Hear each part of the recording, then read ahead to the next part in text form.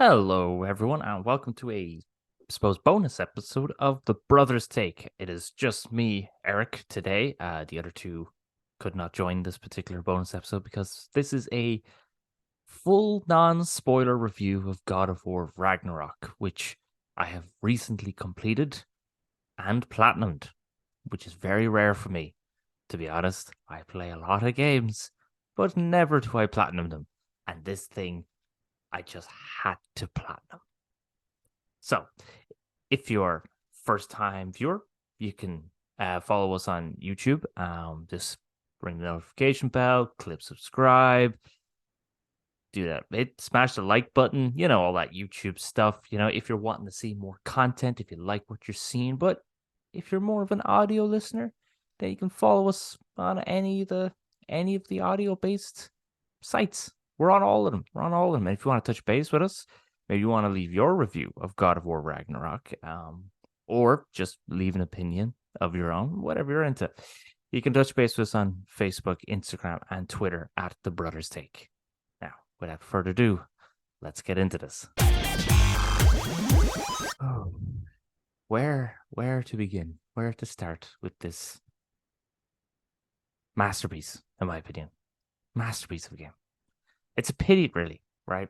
Because me, Chris, and Adam, we did a full conversation of looking at the game awards and all the games that they had announced, and God of War Ragnarok was in a good few of them: best narrative, best score, game of the year, and it was quite unfortunate, really. I think Chris may have cleared it. I'm not 100% sure, but either way, it's quite unfortunate because just after we talked about that, I then went on and pretty much cleared the game.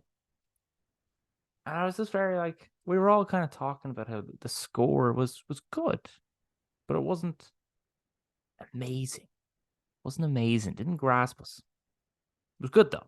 I mean, it was good. We couldn't fault it, but it was somewhat very much a lot of the same, just kind of slightly rejigged. And then just after that, I played the third act. Oh, Chef's Kiss.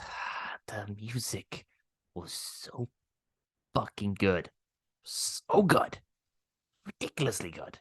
Just ramped up. It was like, yeah, there's the music, it's fine, and all of a sudden, I'm just the whole orchestra is just here. And I know there's an orchestra, obviously, the whole thing, but wow, it just ramped up. It got so good. I was nearly tears in my eyes. I was laughing with such joy listening to this music and playing this third act, and even narrative. The narrative of it, were like the narrative's good, but there was, I think Chris may have said something about a bit of padding onto it, didn't we? And you get the third act. Oh my god, the narrative just ramps up. Just so this is pretty much a non-spoiler review. It's the third act. It's so fucking good. So I was like, just afterwards, I was like, this is my game of the year. Absolutely. If it does not win it, I will be a little butthurt because I don't really usually care about what wins what award, to be honest. Unless I'm like, that game really didn't deserve to win that. I don't understand. But most of the times I don't, because I would usually assume that for whatever reason it won it, it deserved it. I would never really call myself in any way an expert on these sort of matters of what deserves to win an award. But this is something that should get those awards of best score, best narrative, and best game of the year. Because I think as well, as we were talking about, I was talking about how I talked about how, well, this is like over 20 hours campaign. It's a long campaign. I think to platinum it took me over 40 hours to platinum it. It's quite a long, meaty game. But to me, it never truly felt like, oh, go back here, now go back there, now go back here. And you're like, wow, I'm really doing a lot of back and forth. Or it never really felt like there's just a whole lot of nothing happening. I was like, this is actually a really long, unnecessarily long mission. Like everything felt quite justified for your reasoning to go somewhere. That's what I thought. Now, is there areas that they could have tidied up script wise, or is there areas where they could have kind of shortened it down or kind of cleaned it up a bit in its sort of editing or pacing? Absolutely, absolutely. It's not a 10 out of 10 game. There's definitely things that they could have cleaned up. If you've played and cleared the game, you could probably yourself point out things where it's like that seemed like a unnecessary interaction. You could have put that just 5 seconds earlier, and it would have been fine. Um, but even at that, like the reasons to go in all the realms, even if you go back to the realm, it doesn't feel so. Really, I have to go back there. It makes sense. You're like, honestly, at points I was like, I know I'm gonna have to go back there, and I know why I have to go back there. And then yes, it turns out I am going back to that place for the exact reason I thought I was going to, and it still works. It's like, yes, it worked. It never felt dragged out. Like here's because to me, honestly, now at the age I'm getting at, I hear a game is 40 hours long, 50 hours long, 60 hours long. It's like I don't have the time for that. I do not have the time for that. I am actually less interested now because you've just told me that game is is nearly 2 days long, which is mental. Uh, but this game did not feel like it. I'd play it and then I would dream about it. Like I could not get enough of this game. I think when I cleared it, I went on to Netflix or Amazon Prime even, just any of those sites to see, is there like a Norse movie or show I could watch? And I was like, no, there isn't. Well, there is. It's not God of War. Just want more of that. So that would bring me to like probably my biggest issue is that this could be two games. They could have split this into two games. Now, I don't know if this truly is the end. There's so much to Norse mythology. They could do more. I don't know if they will. Um, I would love if they did. I don't know if they will. Um, I don't know where they're gonna go next with it. If this is the end of it all, or if they're gonna um, if they've ended it here, or if they're gonna keep going. I don't know what direction they're going in now. But I'd love if they did. I love Norse mythology. I love Greek mythology. I love the mythologies of the worlds. So fascinating, such fascinating tales, such fascinating characters, and their approach to staying relatively true to the mythology and the stories, but tweaking it ever so slightly so it fits their world and their story, but still making some form of reference. Like they might have a story and they apply it to kind of someone else, so it fits their story, but it's still an example would be if you've played the 2018 version, which is sort of the first within the Norse saga, Norse story, where they give the story of Frigg to Freya. So Frigg was Odin's wife, the mother of Thor and Balder, and maybe a few others. But this time decided no, Freya is actually going to replace Frigg, and so now Freya is actually the son of Balder, and she made Balder immortal and impenetrable to all things except for mistletoe. And so even just that, it's like it's a different character, but it's still staying quite true to the mythology. And then by having Balder being impenetrable to everything, then they decided to play that on his mind. Like he actually went crazy because nothing could hurt him. So nothing really mattered anymore.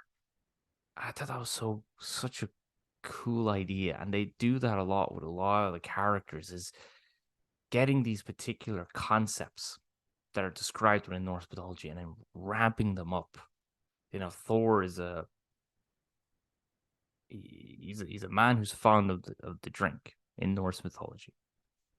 And so they play on that a little bit within it. They kind of hint at that a bit. It's nice moments and stuff. And it just the narrative playing out and the performances really make this narrative special. The performances and the character evolution, and definitely it's mocapped. It's definitely mocap. The subtleties in the people's eyes. Oh my god. It's so beautiful. And the world is beautiful. The lighting is beautiful. Going through the 9 realms, seeing them, all of them,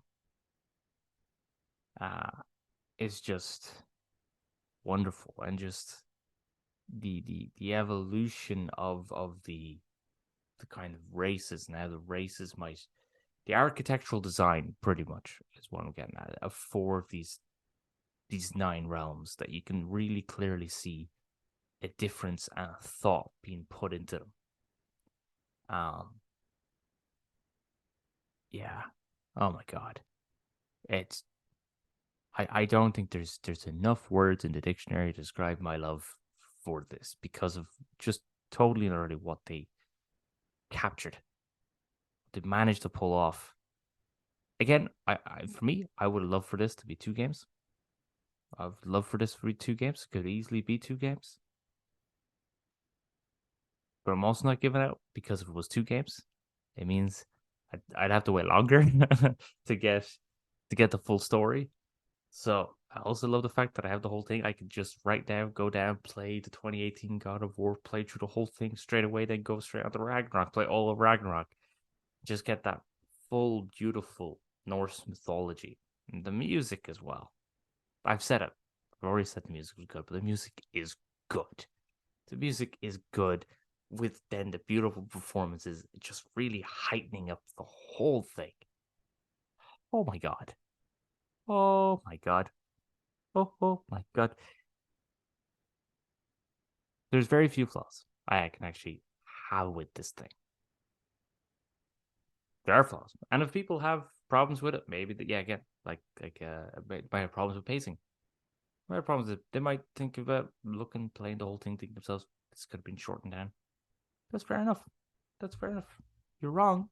That's fair enough. Whatever you're into, you can be wrong. That's fine. No, I'm joking. Obviously, if it's not for you, it's not for you. Some people love not those type of things, but for me, this is my game of the year. 100%. I played some good games this year.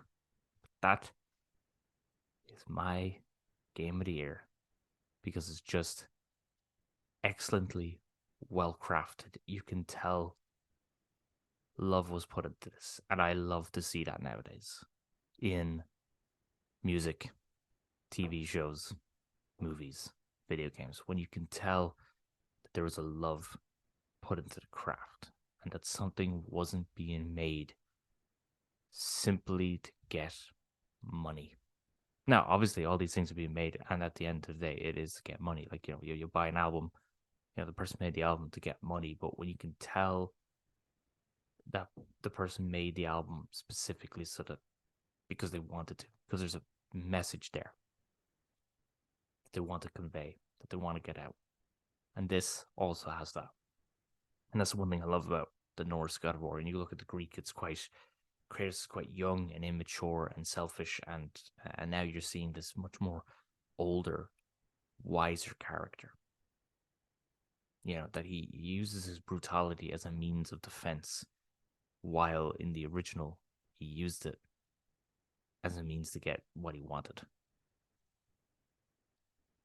So just the evolution of the character, as well as the evolution of Atreus, the evolution of all the characters in this story, is excellent.